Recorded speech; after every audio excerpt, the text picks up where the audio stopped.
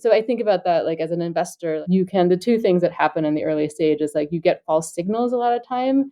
If you hit someone enough that they will convert, but is that really the right person you want to go after? And then the other thing that early stage founders don't think about is your CAC. Your early CAC is not going to be your CAC at steady state. And so I see a lot of startup founders saying like, oh, look, I acquired my first 50 users for 50 cents. So I'm going to map out my next million users at 50 cents. And you're like, yeah, it's probably not going to happen.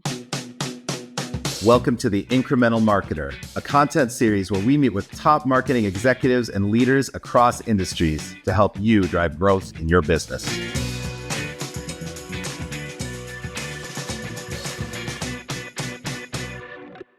Welcome everyone to the Incremental Marketer, and we are so excited to have Petra Griffith joining us today. Petra is founder and managing director of Wedbush Ventures, an early stage venture fund backing transformative tech startups. Welcome, Petra. Thank you, Paul. Super excited to be here.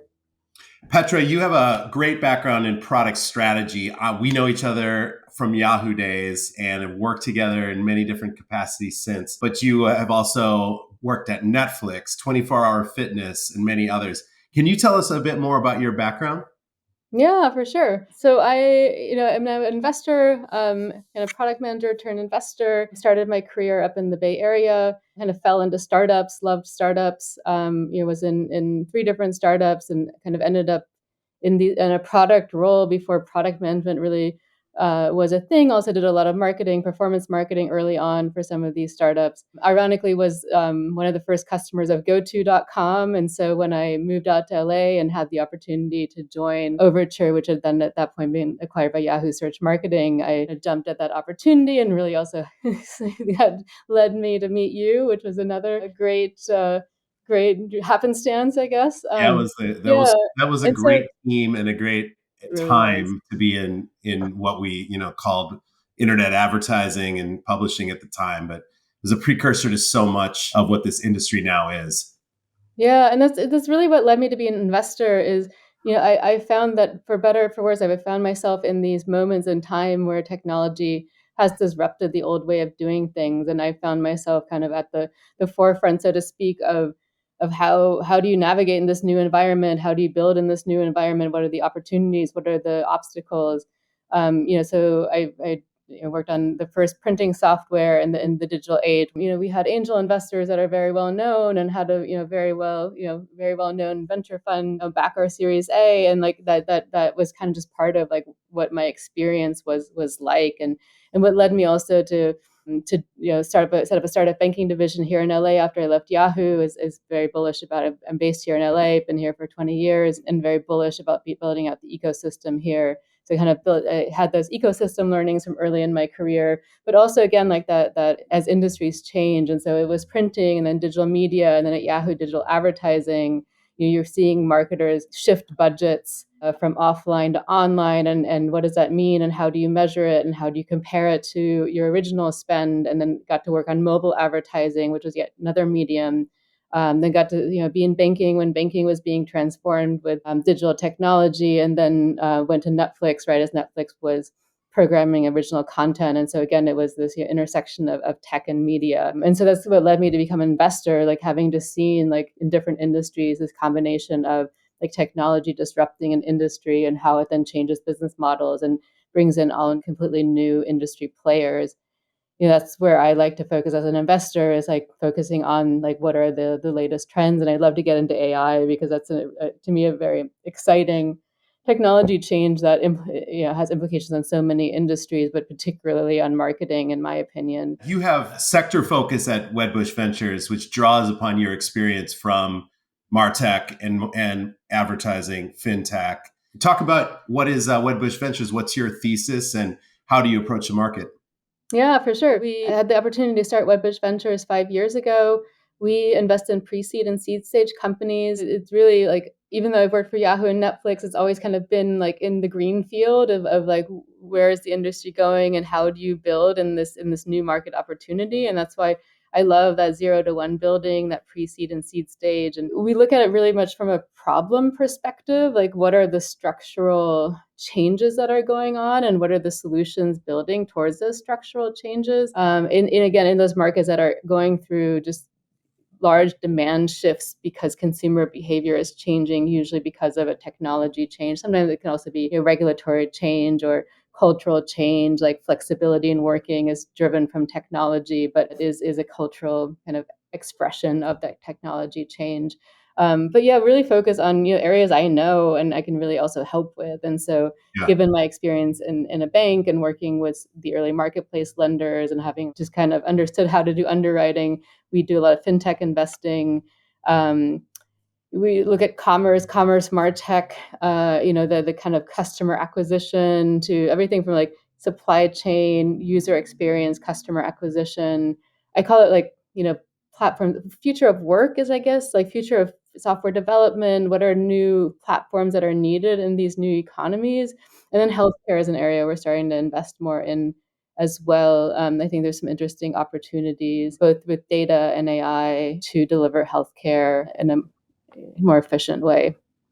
And you mentioned AI, and we talk. Petra's an advisor to Slingwave as well as an investor and has been a practitioner in marketing. So, from the AI standpoint, what have you found is the AI angle for marketing that's interesting, and broadly your portfolio? I'd love to hear your thoughts. Yeah, I mean, I will tell you that when ChatGPT, so there's a couple of things. So we actually made some investments in companies that are using GPT before ChatGPT launched. And it was like such a reminder, like market timing is something I think about a lot. Like having built a lot of like industry first, like I worked on a wearable device, like back in at 24 Hour Fitness, we licensed technology from Body Media, and it was 2004, I want to say. It was like even like before the Fitbit came out, or right at the same Yeah, time. you were the original gangster of wearables. Yeah, and you just realize, like, I just don't think the form factor was quite right. The accuracy was really there, but like it was like a device you wore on your upper arm, and I just think that limited the adoption. And then once you had, the Apple Watch and I mean, there's Aura Ring and there's other things, but I think a lot about market timings. Anyway, GPT, some of these companies that we invested in that were using GPT, and then ChatGPT came out, and it was kind of like they lost a lot of their differentiation. I was dubious when ChatGPT first came out. I was like, like with every industry trend you see, and we saw this right in the dot-com boom cycle, is like, yes, there's a lot of potential, but some of the early implementations of technology are just, they don't quite reach the potential. It's like, it's Right. fine, but it's like the version 1.0, and the version 1.0 just isn't that exciting. We all invest in it, and then we lose our investment because we realize we need to get to version 2.0 and 3.0 to really see the value of this technology. And so when ChatGPT came out, I was like, fine, like I can like my kids can now write a paper and just put an input in it. It spits out this generic thing that's super generic and not that refined. But the adoption of ChatGPT and the evolution of these models, I've just been really surprised about, like how quickly they've gotten better. So one sector I think a lot about is like data suddenly becomes so much more discoverable. So like to me, the AI is one, this ability for humans to be able to interact with data in a natural language way. I think that to me is just like one of the big disruptors. And then two, there's also like a way to interpret data differently. So you're not like, what we used to do a domain match. It was very like, we had to write like kind of algorithms that had binary decisions, like if this then this, if that then this, whereas now suddenly you can just say like, this is my outcome, and you figure out how to get there, and it becomes more flexible. So like both the combination of like being able to, as a human, naturally talk to data and get insights you want, as well as you suddenly don't have to be in these like machine learning models that are very binary, just to me really opens up kind of what you can do with data, and both in terms of like how people can interact and get insights, and then also just in terms of how do you rethink workflows. That's just at a broad level. I think a lot about like what are workflows that you can do differently now, like just rethink. This one thing that I learned from Netflix is like first principle thinking. It's like I find the framework that you need to bring to any technological disruption is like okay, so I've been doing something a certain way, but why? Like if I could do something differently. So like, Netflix sending out DVDs by mail, like on the one hand, Right. it didn't seem that revolutionary, but on the other hand, it was like, I'm a consumer, like I'm sitting here on Friday. I don't want to have to drive to Blockbuster and stand in line. It was like a really simple insight, but it was kind of like, okay, what's the problem and how can we solve it in a different way?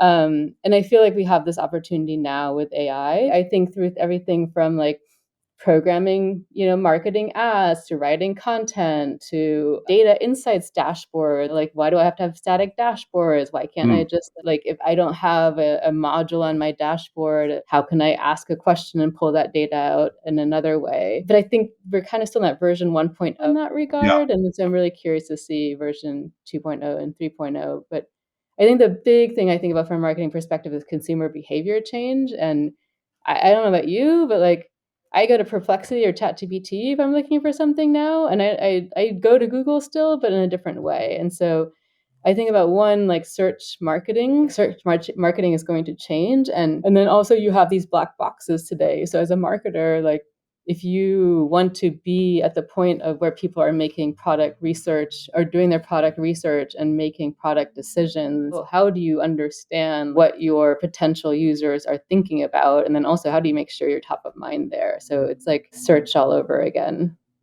You having come from Overture, the original search marketing marketplace, is it true? I think you started native advertising before it was even called native. Can you, Yeah. can you remind the listener I what know Yahoo at Yahoo we were was? actually like, we did it before Facebook did. It's like this idea of like embedded advertising, kind of native in your content stream. Yeah.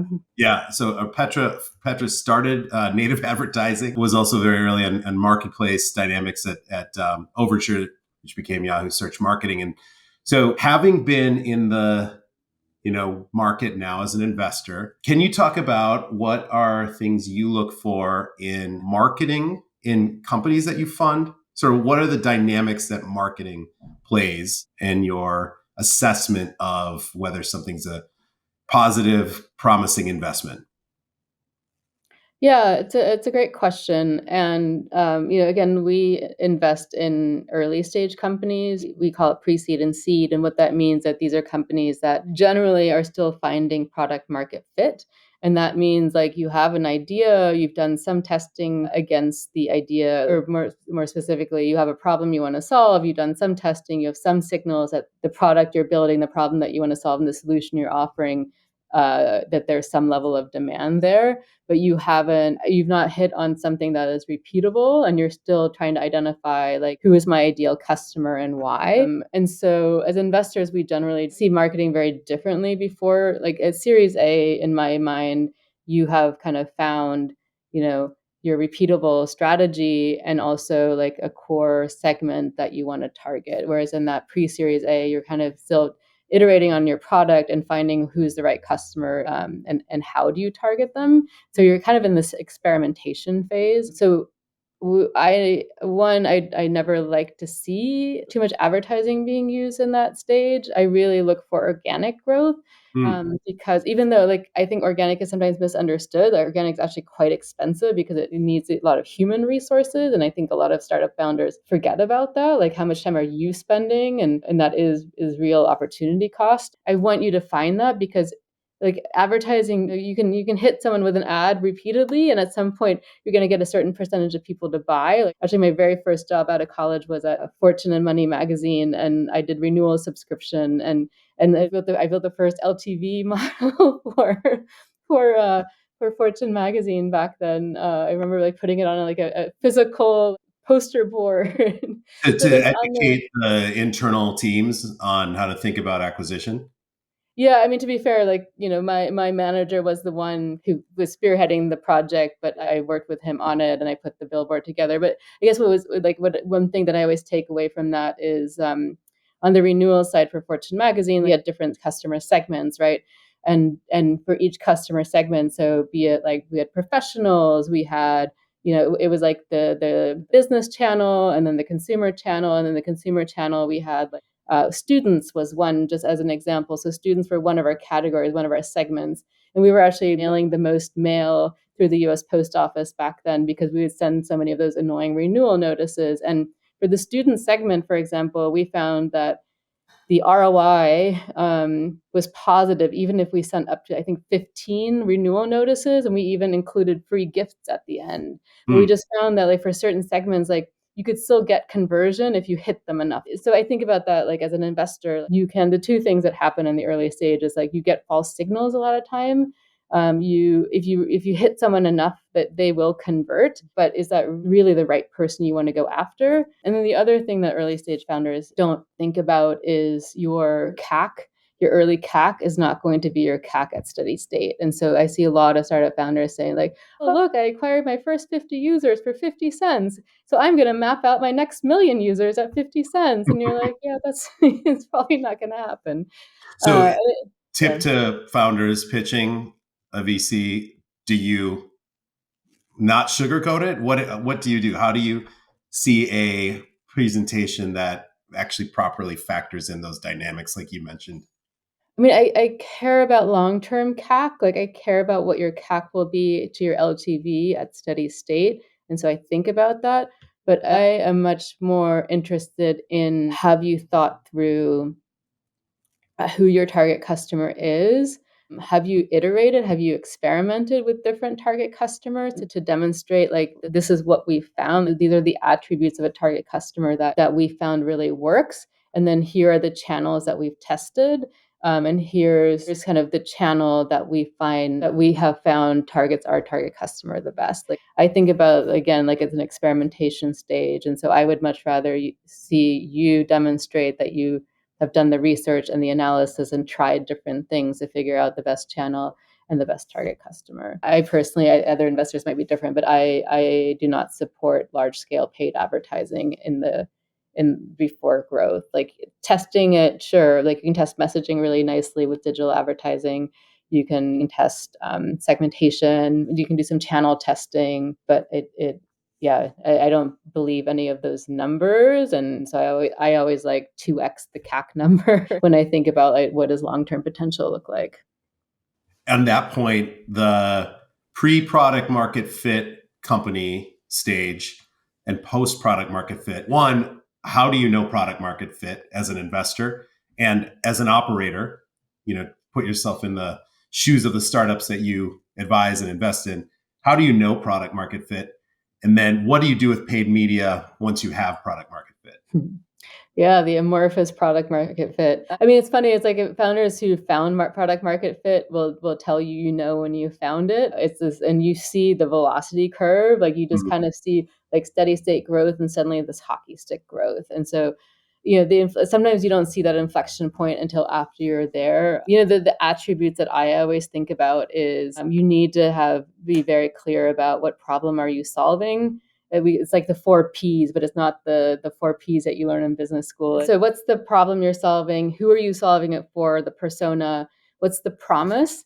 And then what's the product itself? So those are the 4 Ps. So Todd Jackson, who's a partner at First Round Capital, if you know, Lenny Rachinsky does a great podcast. He was on Lenny's podcast like a year ago. There's a blog post there as well. But I think it's a great resource, and it kind of talks through product market fit. But to me, like, what really resonated to me was, like, the persona, the promise, the problem you're solving, being very clear about that, and then how does your product solve that problem? And and when you get that right, you see the metrics really start to increase. Amazing. And your second part of it is the use of paid. So I think I love your quote around paid is an absolutely terrible proxy for product market fit, or something around those lines. But once you have it, how have you seen the scale up portion of marketing play into effect? Yeah, I mean, it's interesting because you're also seeing, I feel like the startup world has changed. Everything now is about profitability. I mean, I think AI companies are still getting large raises and they're growing quite rapidly is quite impressive. But in general, I would say, like, the mentality of growth, my perception has slightly changed. And so you had, like, lots of VC funding going to digital advertising in particular. We're seeing costs increase. And so we're just seeing kind of the CACs on especially social media increase. But that said, I do think that the CAC is super important. digital media like Facebook ads. For some companies, those can be very effective. It's knowing who your customer is and where they are. I will say like one thing that has been super effective for our companies, even at the pre-seed and seed stage level, is content marketing. And so we're seeing a kind of an explosion of tools. Gushwork is one. There's another content spade or letter spade was another one that one of our companies mentioned to us today. And they're using a lot of content marketing to improve their rankings on LinkedIn, their visibility on LinkedIn, improve their visibility in search. And it's unclear to them how much it's helping in AI and Perplexity and ChatGPT. But that is like one area we see a lot of investment in. And so again, I think about like who is your persona, where are they, and how do you reach them? And I think a lot of teams are in performance marketing, and they're just kind of like hitting those ROAS conversion metrics. But I think a lot about like that full funnel, and you can convert people much more quickly if you also tell the story and you also do communication and videos and podcasts, because I think we're not these like linear people that only we see one thing in isolation. We live in a world where we are talking to people, we're on different websites, we consume different kinds of media. And so really thinking about like where are your target customers and how do you build kind of connections with them, and what are different levels of connections you want to make with them. As a advisor and an investor, what's one thing that you see startups get tripped up on in the early stages, maybe something that gets over focused, that you would advise as you start your company or as you're investing, you watch out for? I mean, look, like either your company takes off and it's growth and scaling is your pain point. That happens. I think most founders are pretty good at realizing when something isn't working, and they will pivot out of that. What I find founders have the hardest time with is like that middle, that's being stuck in the middle, and really identifying, are my conversions good enough? Am I getting enough business? Like my sales are growing, but they're growing at 10%. Is that good enough? And again, it comes down to the 4 Ps, because my bet is that either your persona, the customer you're targeting isn't right, the promise you're delivering isn't right, the product you're delivering to them isn't right. Like something there is not where it should be. And unfortunately, like especially that's like for venture backed is different, I think, than a bootstrap company. Like as a bootstrap company, growing 10% a month will probably be okay, assuming you can hit profitability. But for a kind of a true venture-backed high-growth company, you just need to be honest with yourself and reassess, and that's really hard. It's like you're feeling positive input from the market, but it's not enough of a must-have. And customers, like especially if you're doing B2B sales, like people are nice; they don't want to tell you no, right? And so it's like I'm going on PTO, or like, oh, my boss is out of town, and then suddenly it's like 6 months later and they still haven't signed the contract. At some point, you're like, it's interesting being on the other side, because you can see the other scenario. You can see that if something is a must-have, like people will sign contracts when they're on vacation. And so I think that's the perspective I would just give a founder. If you're like a certain period of time in and you're not seeing that growth, ask yourself why, and go back to those 4 Ps. So helpful. Are there scenarios where you've seen raising price actually has been a strategically power move? You think as a founder, it's got to be the price. I lower the price, more people will come. But have you seen the inverse? So what is counterintuitive, what I will say about pricing is like sometimes you can underprice something. And so there's a trust level, especially if you're a startup. You want to think about building trust. And sometimes if you are too cheap, people don't trust you. And that's like completely counterintuitive. And so you always like, inclination is to say like, oh, I want to be the cheaper option. But sometimes it's been fascinating to see, like sometimes when you increase your price, your sales actually start going. For most products, I would say if you need to lower your price, it's because people don't see enough value in it. You can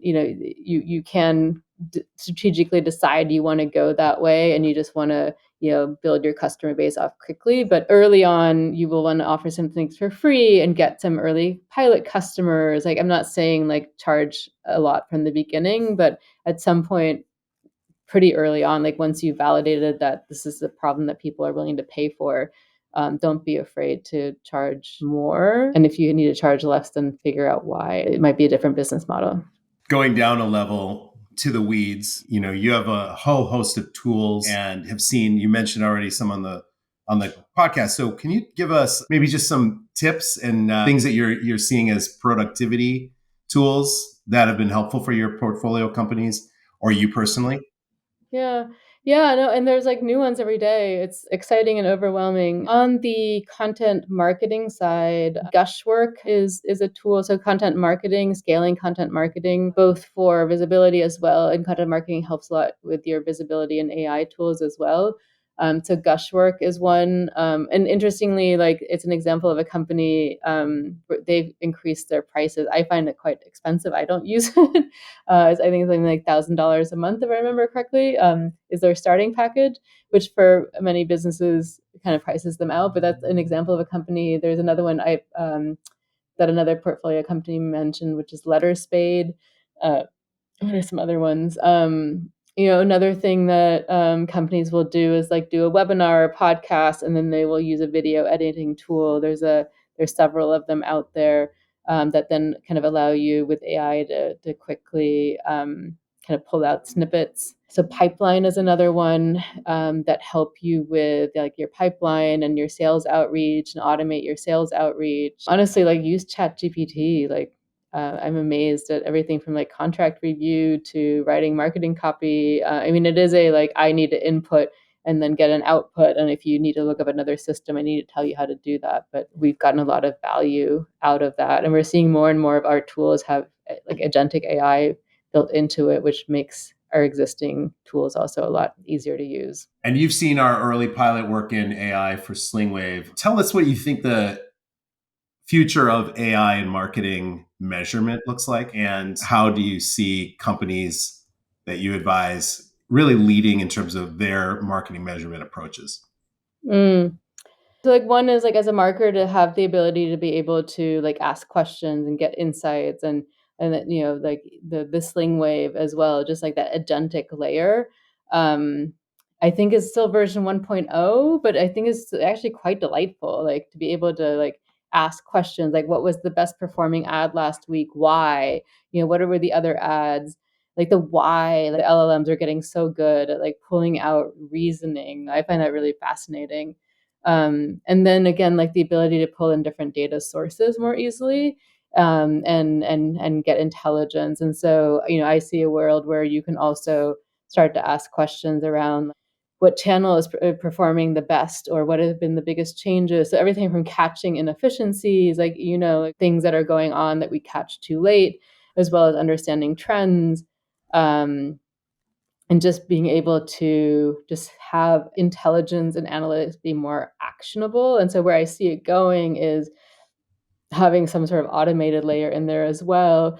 I'm not quite sure it's ready yet, but I can see it being ready pretty quickly where it can start making changes on your behalf. And maybe right now I think it's all human driven. I think it should be, but maybe over time it learns that this kind of like the algorithms did early on for even search advertising, where you start expanding campaigns. Maybe like you can start to move budget from one channel to another in a way that you can't today. Just from a industry standpoint, you've been at Netflix, arguably one of the most sophisticated marketers with the most data in the industry. You've been at small companies. What do you see as the future of marketing measurement? And let's take the small company approach first. And what can larger companies learn from that? When I look at a Netflix, for example, I wasn't on the marketing side, so I can't comment in detail, but I was always struck with the level of data science and the ability to not only ingest data, but also analyze data, and then also make quick actions on data and the level of insights. And this like my impression of how channels were measured was just so above and beyond what I had seen in other companies. And what I get excited about is how can you bring that level of analysis and that level of like data setup? Like incrementality depends on being able to accurately measure. And I think there's two things that I see in the measurement side. Is like one is you just don't set up campaigns in a way that you're really getting the right data. And then two, not having a good understanding. Like everybody always looks at the last click because that's where the conversion comes from. I don't think many brands have a good sense of how the upper funnel stuff impacts their conversion. And then there's the renewal side as well. And we're all so focused on, customer acquisition and driving revenue, and we forget. That's the one thing we see as investors is it's the retention. There's been a lot of companies that have come about to solve for retention, and marketers just don't spend as much money on it. And it's just kind of like, it's just interesting to see. It's like that's like the low hanging fruit. Yet we're spending money on digital advertising campaigns that are really just converting people who would have bought anyway. Or you could have used your Tentive or your email marketing campaign, your text marketing, or to that might have been a better way to get them to repurchase, or a subscription or a loyalty. We're starting to see some activity in the loyalty space to go after that retention. But I think a lot of companies are still so focused on the last click, and they lose sight of what drives last click, and they also lose sight of like what's a better way to drive revenue than just putting ads in front of people. Well, I think it's going to be shocking to many brands at how much less incremental what they're doing is, to your point, when it's all on the new customer acquisition side.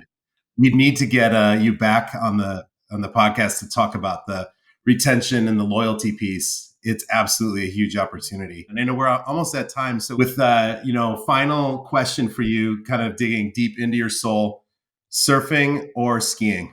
Oh, that's a hard one. That's a hard. I'm a much better skier than I am a surfer. I'm a much better skier than I'm a surfer, so I'd probably have to go with skiing.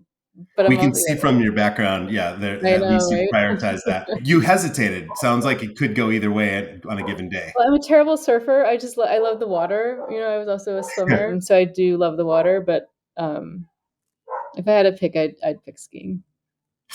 That's great. Petra, how can we get in touch with you? How can people who want to know more about Wedbush Ventures, and either from an investor standpoint or from having you, as an industry thought leader, how can people get in touch with you?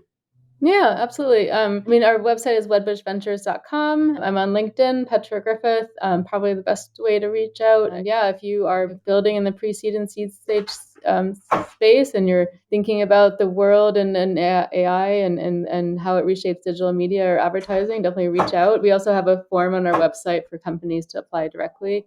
That's helpful because it just kind of gives us the full context to review and let you know whether it's a fit or not. And and I'm always happy to talk more about AI. So if anybody wants to talk more about it, reach out to me on LinkedIn. Thank you so much, Petra. Thank you for being on the Incremental Marketer and for sharing your insights and your industry perspective. And we look forward to having you back. Yeah, thanks, Paul. This is awesome. If you enjoyed this conversation, don't forget to subscribe, like, and share the podcast. And stay tuned for more conversations with the minds shaping the future of marketing and innovation. Until next time.